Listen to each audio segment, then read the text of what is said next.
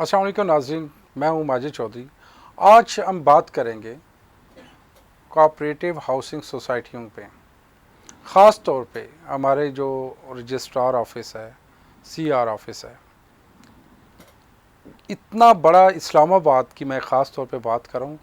छोटा सा सेक्टर है, हम इसको ले रहे हैं। तो इसमें लगभग कोई 40 प्लस कोऑपरेटिव हाउसिंग सोसाइटी मौजूद हैं, जिनको रजिस्ट्रार ऑफिस देखता है, लोगों के मसाइल को देखता है, उसके ऊपर काम किया कैसे किया जा सकता है, उसकी बॉडी कैसे तश्कील दी जाती है, उसमें एजेंडा किस तरह अप्रूव किया जाता है, इन सारी चीज़ों को वही देखता है। तो बदकिस्मती हमारी ये है, गुज़िश्ता कई डेकेड से इसके ऊपर कोई काम नहीं किया गया, और ना ही कोई उसका जो आइन है उसके अंदर कोई ख़ास तब्दीली लाई गई है ताकि लोगों के लिए आसान बनाया जाए। इन कोऑपरेटिव हाउसिंग सोसाइटियों में ख़ास तौर पर वो फेडरल के वो रिटायर्ड अफसरान होते हैं, वो लोग शामिल होते हैं कि जो बेचारे प्लाट के लिए पूरी ज़िंदगी की एक जमा पूंजी इकट्ठी करते हैं, और उसको वो उनकी कोशिश ये होती है कि इंस्टॉलमेंट के ऊपर या कुछ इस तरीके से प्लाट परचेज़ किया जाए ताकि बच्चों के लिए एक घर की छत मौजूद हो सके। तो यहाँ पे बदकिस्मती ये है कि जब वो बेचारे प्लाट ख़रीदने जाते हैं तो उस वक्त उनको बहुत बड़े बड़े ख्वाब दिखाए जाते हैं, और बताया जाता है कि यहाँ पे स्कूल होंगे, कॉलेजेस होंगे, यहाँ पे कम्युनिटी सेंटर होंगे, मस्जिद होगा, और इसके अलावा ग्रीन एरिया होगा, ग्रेव यार्ड होगा, सारी सहूलतें यानी कि जो कैपिटल के अंदर होनी चाहिए वो सारे का सारा वहाँ पे मौजूद होगा। तो लेआउट प्लान के लिए वो उसको सीडीए में उसको जमा करवा देते हैं। लेकिन जो ही लोगों से वो फाइल्स के नाम पे, प्लाट की बात मैं नहीं कर रहा हूँ, ख़ास तौर पे फ़ाइल की बात कर रहा हूँ, फ़ाइल के नाम पे कलेक्शन करते हैं, उनसे पेमेंट रिसीव करते हैं, उसके बाद क्या होता है, कई डेकेड गुज़र जाने के बावजूद वो फ़ाइल प्लाट नहीं बन पाती।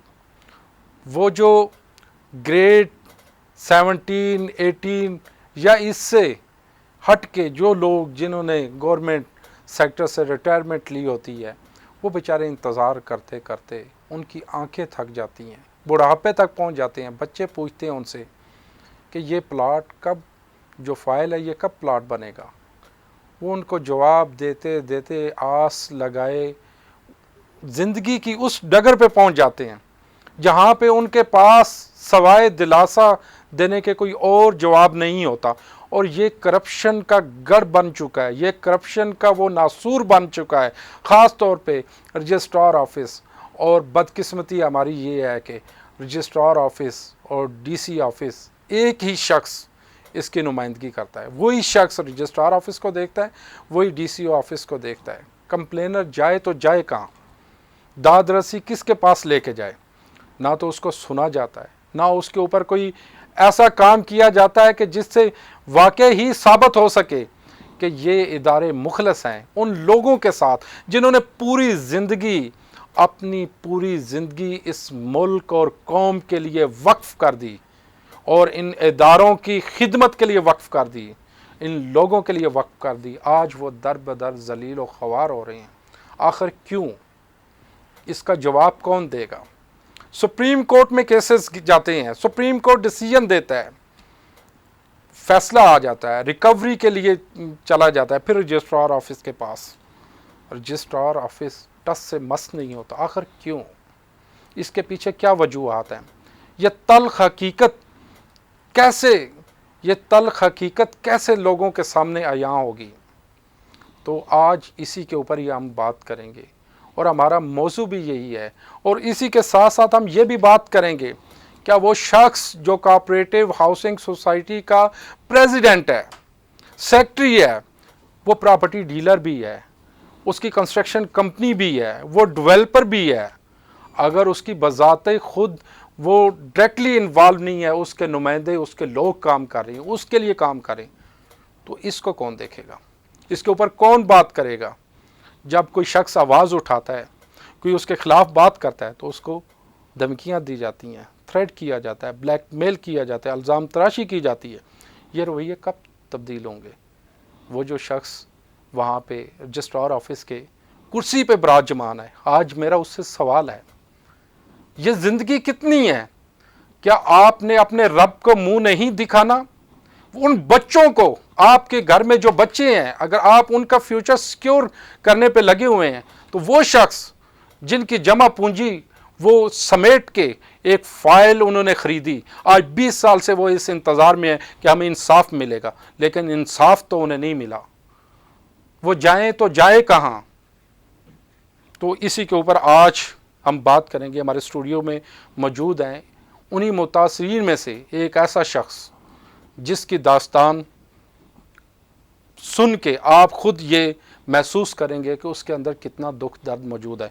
فرق نقوی صاحب ہیں, یہ متاثرہ ہیں Jinnah garden FECHS federal employee cooperative housing society کے.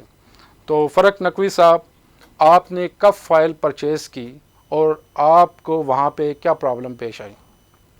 بسم اللہ الرحمن الرحیم.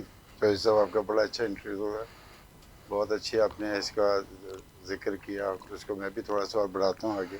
آپ نے بتایا کہ جو خود اس وقت صدر بنے ہوئے ہیں وہی ڈیولپر ہیں, وہی پراپرٹی ڈیلر ہیں, وہی سب کچھ ہے. یہ میں نے فائل لی 2005 میں. اچھا 2004 میں نے ایک پلاٹ لیا تھا آپ کے اس ڈیولپر کی, میں آپ سے بات میں مجھے یاد آیا.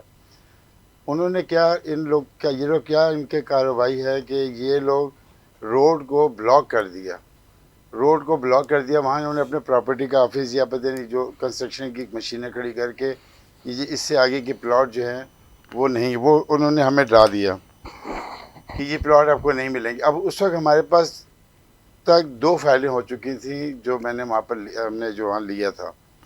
ان میں سے کسی طرح ان لوگوں نے پھر پریشر کیا, ہمیں لگایا کہ جی آپ کا پلاٹ تو یہ گاؤں والے جو ہیں وہ ہضم کر جائیں گے, اس پہ قبضہ کر لیں گے, آپ اس کو نکال دیں کسی طریقے سے بھی.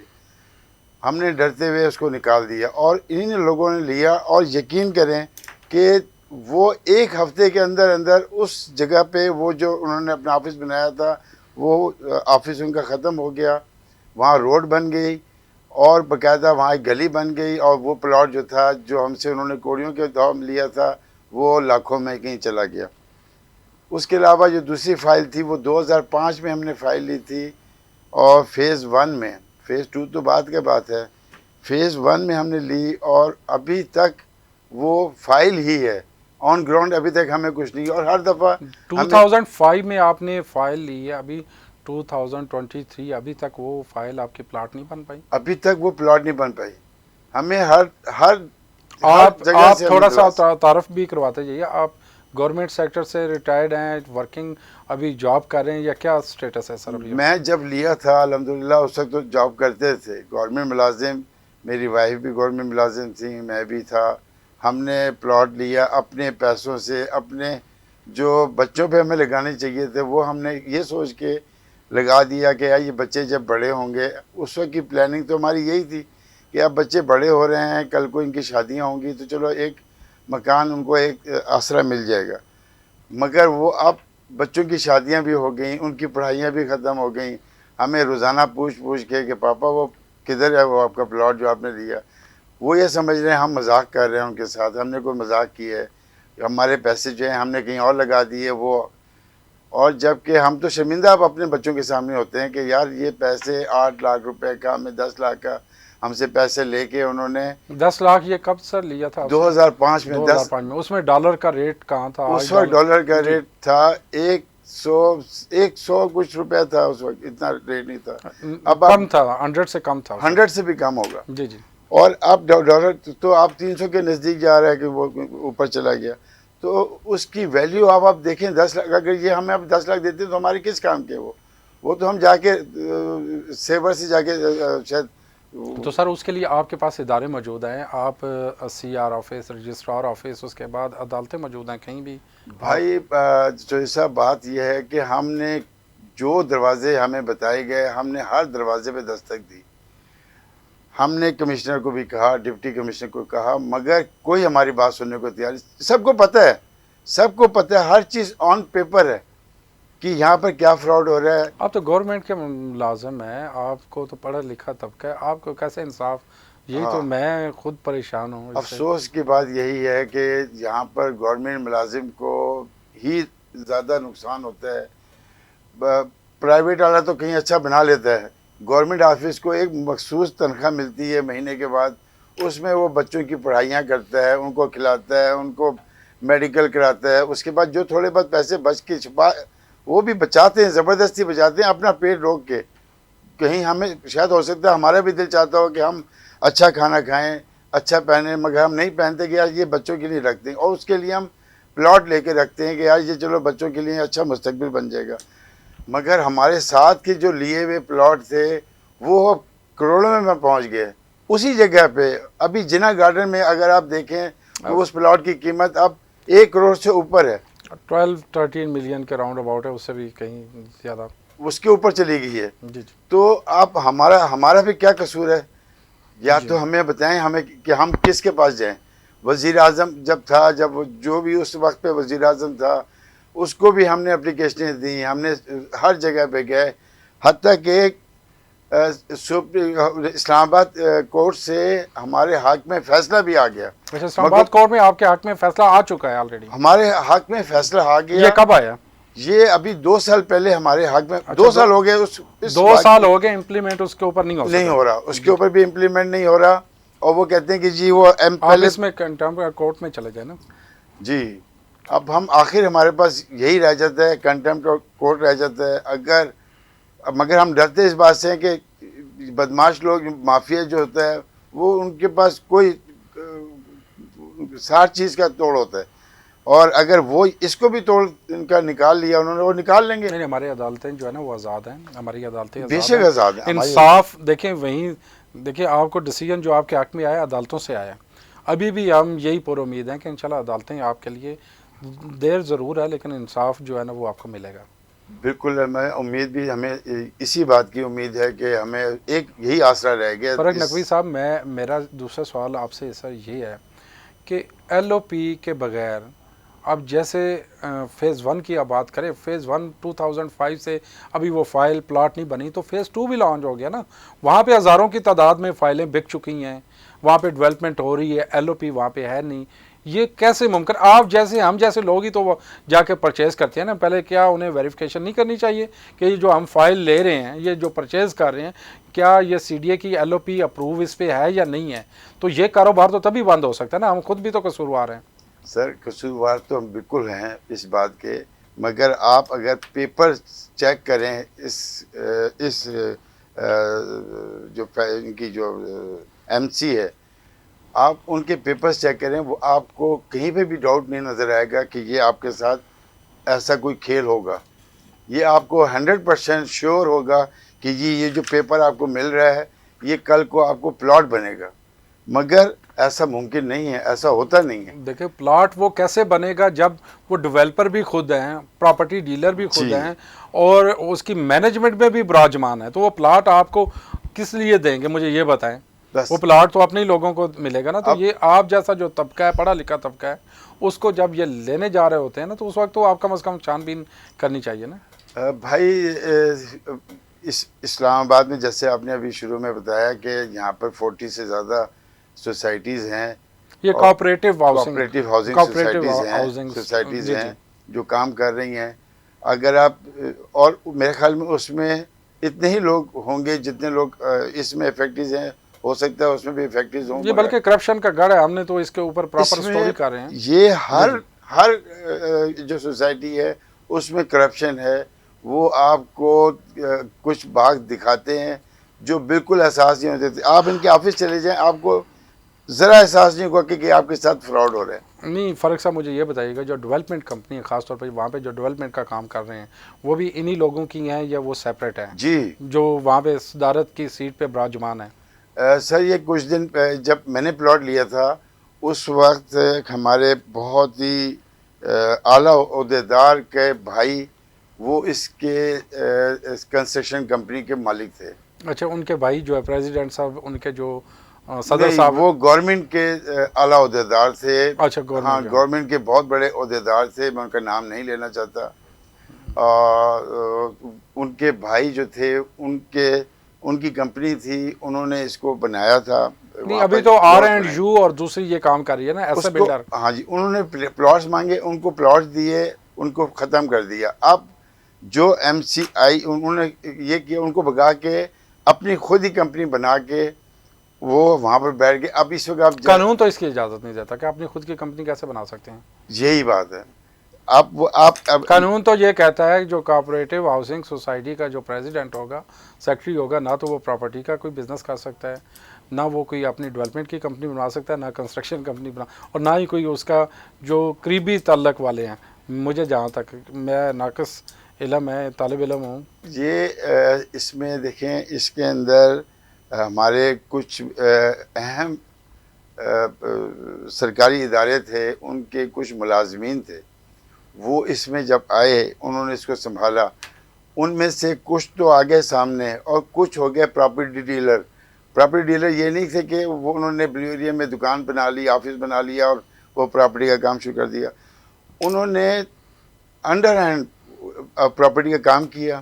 میں آپ کو ابھی نام بتا سکتا ہوں کہ انہوں نے وہاں پر پلاٹ لیے, نہ صرف اپنے لیے لیے, اپنے بیٹے کے لیے لیے, اپنی بہنوں کے لیے لیے, اپنے بچوں کے لیے لیے. آپ نام بتا سکو, یہی تو ہمارے المیہ کے ہم ان کو اس MC سے پہلے نائب صدر اس جناح گارڈن کے چودھری اسحاق صاحب, وہ ابھی ان کے کیسز ہیں, اس میں FIA میں کیسز ہیں, وہ ابھی چھپے پھر رہے ہیں.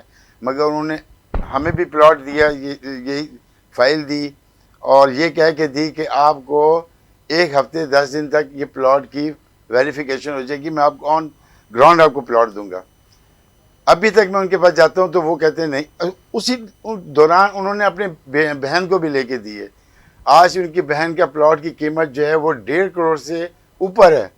اپنے پلاٹ کی قیمت ان کی 1.5 کروڑ سے اوپر ہے. جس مکان میں وہ رہ رہے ہیں ابھی, اسی جناح گارڈن میں رہ رہے ہیں, ان کے بیٹے کا مکان کی قیمت 1.5 کروڑ سے اوپر ہے اسی جناح گارڈن میں. تو یہ آپ بتائیں کہ اب یہ بھائی بہنوں کی پلاٹ انہوں نے, وہ فائل ان کی بھی فائلیں تھی مگر ان کو پلاٹ مل گئے. ٹائم کی کمی ہے. آج کا کوئی اب میسج دینا چاہیں اداروں کے نام, یا جو رجسٹرار, خاص طور پہ ہم جو رجسٹرار آفس ہے اس کے حوالے سے یہ پروگرام کر رہے ہیں. میں تو دست بدستہ گزارش کروں گا اپنے گورنمنٹ کے عہدیداروں سے, جو بڑے اس وقت جو اس کو کی پوسٹ پہ بیٹھے ہوئے ہیں اور اس کو دیکھ رہے ہیں, خدا کا واسطہ ہے, آپ نے بھی کل کو جان دینی ہے, خدا کو شکل دکھانی ہے. انشاءاللہ ہم بھی وہاں پر ہوں گے, مگر یہ بتا دوں انشاءاللہ تعالی آپ کا گریبان ہم نہیں چھوڑیں گے. اس بات کو نہیں چھوڑیں گے کہ آپ. بہت شکریہ فاروق صاحب, میں آپ کا درد سمجھتا ہوں, آپ کا دکھ سمجھتا ہوں. میرا ان اداروں سے بالخصوص رجسٹرار آفس, کمشنر صاحب اور باقی جو گورنمنٹ کے ہمارے سیکٹر میں اس سیکٹر میں کام کر رہے ہیں, ہاؤسنگ سے ریلیٹڈ, سوسائٹیوں سے ریلیٹڈ, کوآپریٹو ہاؤسنگ سوسائٹیوں کی میں بات کر رہا ہوں بالخصوص. سر خدا را ان لوگوں کو جو وہاں پہ پلاٹ پراپرٹی ڈیلر ہیں, لینڈ ڈیولپر ہیں, اور ڈیولپمنٹ کی کمپنیاں بھی انہی کی ہیں, اور کنسٹرکشن کمپنیاں بھی انہی کی ہیں, ان کو اس سے الگ کریں, اس میں شفاف مینجمنٹ لے کے آئیں. وہ مینجمنٹ جس کا کام لوگوں کی فلاح کے لیے کام کرنا ہو, لوگوں کی بہبود کے لیے کام کرنا ہو, لوگوں کے حقوق کا تحفظ کرے, ایسے لوگوں کو الگ کریں.